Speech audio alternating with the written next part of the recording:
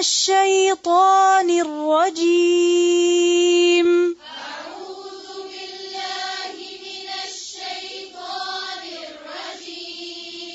بسم الله الرحمن الرحيم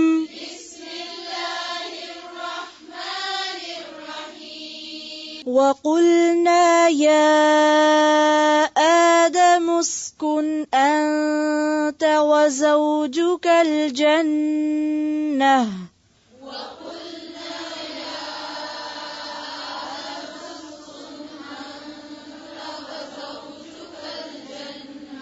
وقلنا نون کے ساتھ الف ہے، اس کو بھی پڑھیں گے، وقلنا نہیں وقلنا، اس کو بھی مارک کر لیں، پھر سے پڑھیں۔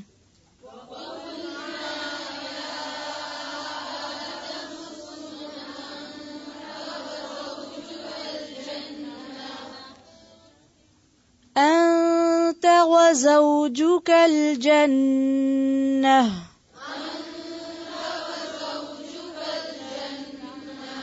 وزوجك الجنة، جب وقف کریں گے تو جنہ، ٹھیک ہے، جنہ نہیں جنہ۔ وَكُلَا مِنْهَا رَغَدًا حَيْثُ شِئْتُمَا وَلَا تَقْرَبَا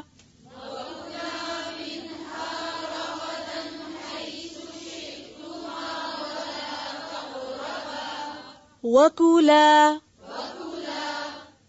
الف ہے نا، اس کو بھی مارک کریں، منہا منہا نہیں منہا، رغدا حیث شئتما،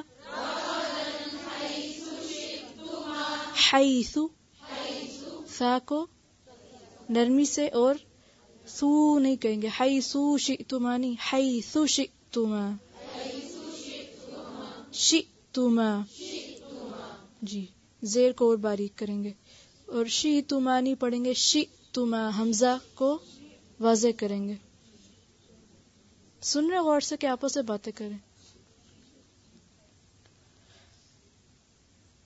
وَلَا تَقْرَبَا هَذِهِ الشَّجَرَةَ فَتَكُونَا مِنَ الظَّالِمِينَ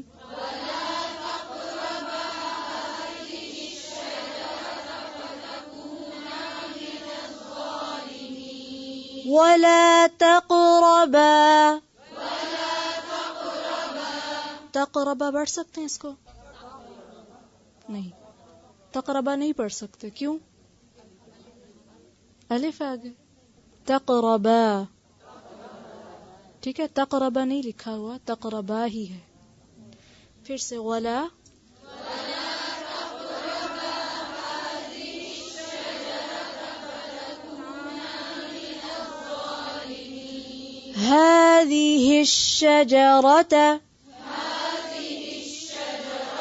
هذه الشجرة فتكونا من الظالمين،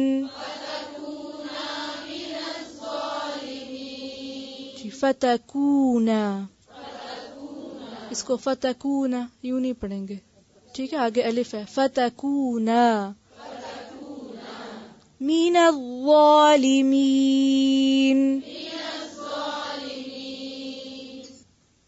ظالمین، لام کے نیچے کیا ہے؟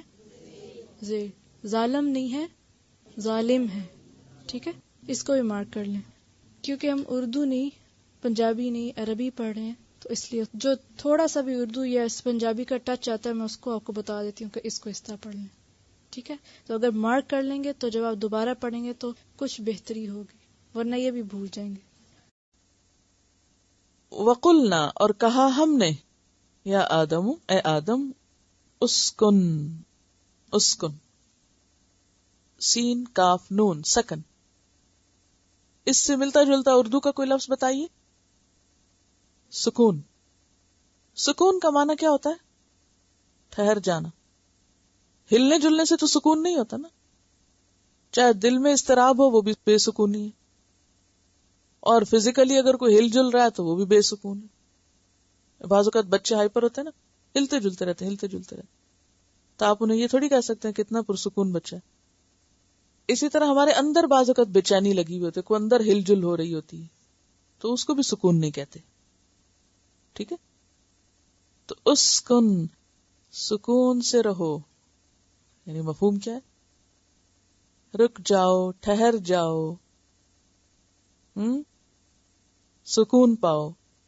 انتا، تم، وزوجکا، اور تمہاری بیوی. زوج کس کو کہتے؟ بیوی کو. زے واو جیم. الجنت، جنت میں. جنت کا روٹ کیا بتایا گیا تھا؟ جیم نون نون. کیا مانا تھا اس کا؟ وہ چیز جو نظر نہ آئے، یعنی اتنے گھنے باغ کہ جس سے جنت کی زمین نظر نہیں آئے گی. جن بھی اسی سے نظر جو نہیں آتا آپ کو. وَكُلَا، اور تم دونوں کھاؤ. منہا، اس میں سے. اچھا، کلا کا جو روٹ ہے وہ اکلا ہے، الف کاف لام ہے. اکلا، یہ جہاں بھی حروف علت ہوں گے وہ آپ کو تھوڑا سا تکلیف دیں گے.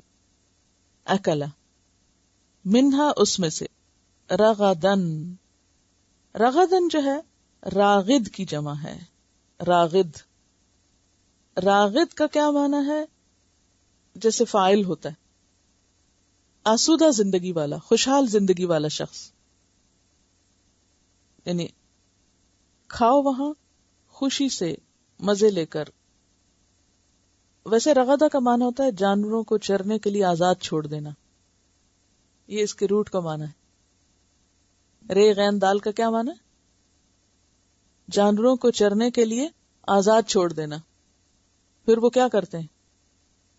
آپ ان کو کسی کھیت میں آزاد چھوڑ دیں، وہ کیسے کھاتے ہیں؟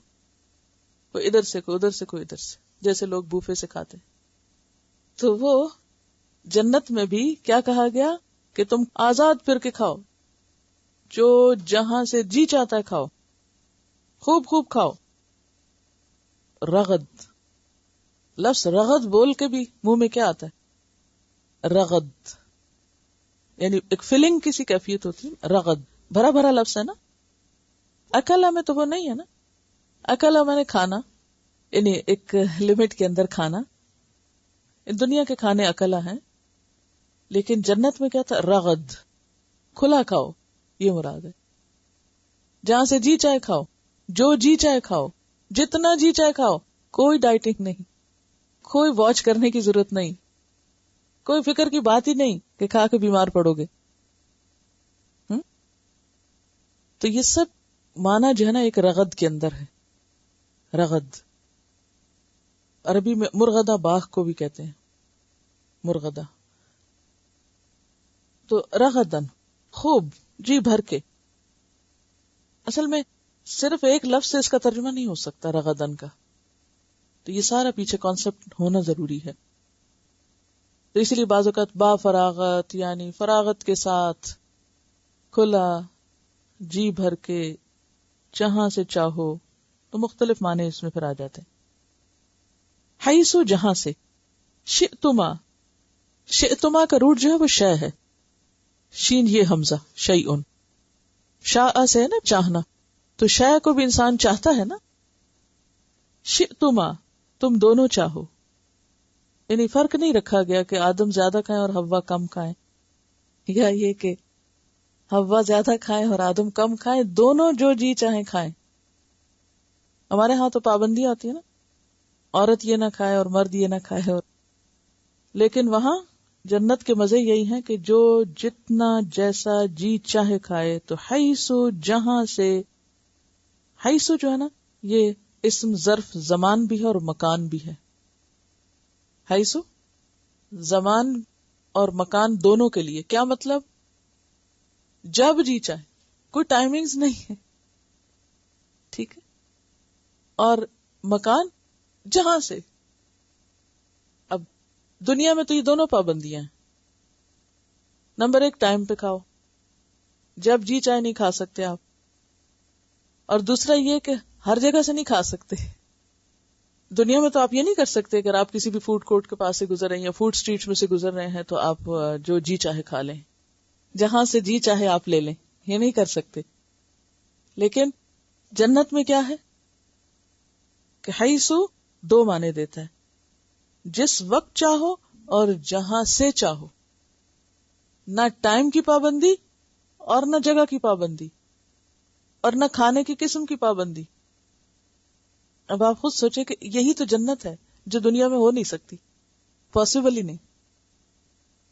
تو حیث شئتما، جہاں سے تم دونوں چاہو، اور پھر شئتما، تم دونوں کی اپنی چوائس ہے. دنیا میں تو گھر میں اگر کھانا پکے اور آپ کی چاہے مرضی کا ہے یا نہیں، آپ کو کھانا ہے، اور گھر کی ہر بندے کی ہر مرضی روز نہیں پوری ہو سکتی. لیکن جنت میں یہ بھی ہوگا، شئتما، تمہاری اپنی اپنی چوائس ہے، جس کو جو پسند ہے وہ کھا لے اور جتنا چاہے کھا لے. ولا تقربا، بس ایک امتحان ہے، اور نہ تم دونوں قریب جانا. تقربا کا لفظ جو ہے قاف رے بے سے قرب، نہ تم دونوں قریب جانا. ہادی ہی، اس جیسے ہاذا تھا نا، اسی طرح حاضی ہی ہے، اسم اشارہ ہے. الشجرہ، درخت کے، شجر. فتکونا، تو ہو جاؤ گے تم دونوں، من الظالمین، ظالموں میں سے. ظالمین کس کی جمع ہے؟ ظالم کی. روٹ کیا ہوگا؟ ذو لام میم، ظلم. ظلم کا کیا معنی ہوتا ہے؟ کسی کو اس کے حق سے محروم کرنا. اور اس سے پیچھے روٹ کا جو معنی ہوتا ہے نا، ظلم کی جو اصل ہے وہ کیا ہے؟ وضع الشیء فی غیر محلہ، کسی چیز کو اس کی اصل جگہ سے ہٹا دینا. دیکھیں نا، وضع الشیء فی غیر محلہ، محل کہتے ہیں مقام یا جگہ.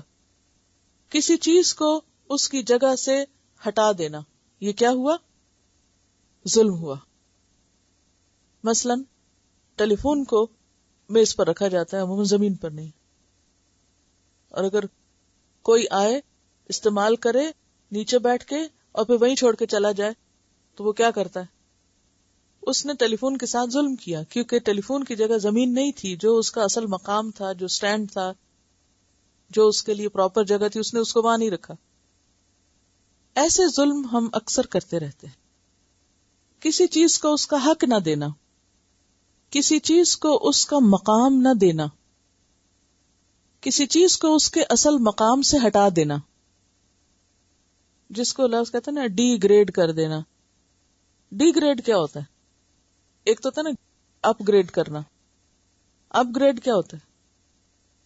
مقام سے بھی اوپر لے جانا. اور ڈی گریڈ کیا ہوتا ہے؟ کسی کو اس کے مقام سے نیچے کر دینا. یہ دونوں ہی ظلم ہے. جب کسی چیز کو اس کے مقام سے اوپر کر دیا جاتا ہے تو وہ بھی اس بیچارے پہ ظلم ہے. اگر گدھے کو استاد کہا جائے تو وہ گدھے کے ساتھ ظلم ہے نا. اس کے اندر اتنی بیچارے کی صلاحیت نہیں، آپ نے اس کے اوپر بوجھ لا دیا، جو وہ نہیں کر سکتا وہ اس سے کرا رہے ہیں. اسی طرح کسی کو اس کے مقام سے نیچے کر دینا، جیسے ماں باپ ہیں تو ان کو وہ مقام نہ دینا جو ان کا مقام ہے، ان کو اپنے برابر سمجھ لینا، یا پھر بچوں جیسا سمجھ لینا. خصوصاً جب ماں باپ بڑھاپے میں آتے ہیں اور بچوں والی حرکتیں کرنے لگتے ہیں تو پھر عموماً بچے کیا کرتے ہیں؟ خود ماں باپ بن جاتے ہیں اور ان کو بچوں کی طرح ٹریٹ کرتے ہیں، which is not right. یہ ظلم ہے ماں باپ کے ساتھ. تو اب آپ اگر اصل ظلم کا معنی جانیں گے تو جہاں بھی ظلم کا لفظ استعمال ہوگا آپ کی عقل کام کرنا شروع کر دے گی نا. آپ اسے ریلیٹ کرنے لگیں گے کہ یہ ظلم کس قسم کا ہو رہا ہے اور کیسے ہو رہا ہے اور یہ نہیں ہونا چاہیے. تو ظلم بندہ اللہ کے حق میں بھی کرتا ہے جب اللہ کو اس کا صحیح مقام نہیں دیتا یا اس کی عبادت صحیح طور پر نہیں کرتا. اللہ تعالیٰ نے فرمایا اقم الصلاۃ لذکری، نماز میری یاد کے لیے قائم کرو. اور ہم نماز کس کی یاد کے لیے قائم کرتے ہیں؟ کیا یہ کہ نماز کے کتنے حصے میں اللہ کی یاد ہوتی ہے؟ ہم سب کو اپنا حساب کرنا چاہیے، اور یہ حساب ہم خود ہی کر سکتے، کسی اور سے نہیں کرا سکتے. تو ظلم بندہ اللہ کے حق میں بھی کرتا ہے کہ اللہ تعالیٰ کو اس کا صحیح مقام نہیں دیتا، اس کی صحیح عبادت نہیں کرتا. اچھا، بندوں کے حق میں بھی کرتا ہے. کہ ان کو ان کا صحیح مقام نہیں دیتا، جو ماں باپ کا مقام ہے، یا جو اولاد کا ہے، یا جو بیوی کا ہے، یا جو رشتہ داروں کا ہے، یا ہمسایوں کا ہے، یا عام انسانوں کا ہے، یا اجنبی لوگوں کا ہے، یا ساتھیوں کا ہے جو آپ کے ساتھ بیٹھے ہوئے، جتنے جتنے لوگوں کے ساتھ ہمارا انٹریکشن ہوتا ہے. اب مثلاً ایک شخص اگر بزرگ ہے، وہ نیچے بیٹھ جائے اور جو بچہ ہے وہ اوپر بیٹھ جائے، یہ ظلم نہیں ہے نا؟ ایک معذور شخص جو ہے اس کو اس کا حق نہ دیا جائے تو یہ اس کے ساتھ ظلم ہے. تو انسان انسانوں کے حق میں بھی ظلم کرتا ہے جب ان کو ان کا صحیح حق نہیں دیتا. پھر اس کے بعد ہر چیز کا حق ہے ہم پر. جو جو چیزیں ہم استعمال کرتے ہیں، مثلا کتاب کا بھی حق ہے، قلم کا بھی حق ہے. جو جانور انسان جن سے کام لیتا ہے، جیسے آپ صلی اللہ علیہ وسلم کے زمانے میں ایک اونٹ آیا تھا آپ کے پاس بلبلاتا ہوا، جس کا مالک اس کے ساتھ زیادتی کر رہا تھا، اس سے زائد کام لے رہا تھا. تو اسی طرح وہ تمام چیزیں جنہیں ہم استعمال کرتے ہیں ان کا بھی ہم پر حق. مثلا یہ کچھ لوگ والز پہ لکھنا شروع کر دیتے ہیں، یہ اس کے ساتھ زیادتی. تو کسی بھی چیز کو اگر اس کا حق نہ دیا جائے، کہ جس چیز کو جہاں رکھنا چاہیے وہاں نہ رکھا جائے، تو اسی کے ساتھ ظلم ہو جاتا ہے. تو ظلم جو ہے یہ ایک عام لفظ ہے، اور معنی کیا ہے؟ کسی چیز کو اس کا حق نہ دینا، یا کسی چیز کو اس کی اصل جگہ نہ رکھنا. حق نہ دینے کے اوپر مزید وضاحت کیا ہے؟ کسی چیز کو اس کے اصل مقام پہ نہ رکھنا. تم اس درخت کے قریب نہ جانا ورنہ تم ظالموں میں سے ہو جاؤ گے. اور وہ ظلم کیا ہے کہ یہ درخت کھانے کے لیے نہیں ہے، اور اگر تم نے کھا لیا تو کرو گے تو اس پہ ظلم. تو انسان جب کسی پہ ظلم کرتا ہے تو دراصل کیا کرتا ہے؟ اپنے آپ پہ کرتا ہے نا، کہ نہیں؟ جب اللہ کا حق نہیں دیتا، جب بندوں کا نہیں دیتا، جب چیزوں کا نہیں دیتا. مثلا انسان اپنے مال پہ بھی ظلم کرتا ہے، اسے فضول چیزیں خریدتا رہتا ہے، تو وہ نقصان کس کا ہوتا ہے؟ پھر جب آپ فضول خرچی کرتے ہیں تو نقصان کس کا ہے؟ آپ کا اپنا نقصان ہے. اگر اپنے پین کو صحیح طور پر استعمال نہیں کرتے تو اس کا نقصان. ایک کاغذ پہ لکھنے کو جو دیوار پہ لکھیں گے تو دوبارہ کاغذ پہ لکھنے قابل نہیں رہے گا، آپ نے غلط جگہ استعمال کی. اسی طرح اپنی انرجیز کو غلط استعمال کرنا، اپنی انرجیز کو غلط استعمال کرنا، یہ کیا ہے؟ اپنے ساتھ ظلم ہے نا. اپنی آنکھوں کا غلط استعمال، اپنے ہاتھوں کا غلط استعمال، اپنی زبان کا غلط استعمال، اپنے وقت کا غلط استعمال، یہ تمام چیزیں ظلم میں آتی ہیں. اور بیسیکلی اس کا نتیجہ خود انسان پر ہی پلٹتا ہے. وَقُلْنَا يَا آدَمُ اسْكُنْ أَنْتَ. اب تیسری نعمت یا تیسری فضیلت جو ملی وہ کیا ہے؟ کہ ہم نے آدم سے کہا کہ اے آدم اسکن انت وزوجک الجنہ، کہ تم اور تمہاری بیوی جنت میں ٹھہر جاؤ. اسکن کا کیا معنی؟ ہمیشہ کے لیے رہنا مقصود نہیں. اسکن کا معنی ہوتا ہے ٹھہرنا، ساکن ہونا. تم ٹھہر جاؤ، جنت میں رہ جاؤ. وَكُلَا مِنْهَا رَغَدًا، اور کھاؤ اس میں سے جتنا جی چاہے. حَيْثُ شِئْتُمَا، جہاں سے اور جب بھی تمہارا جی چاہے.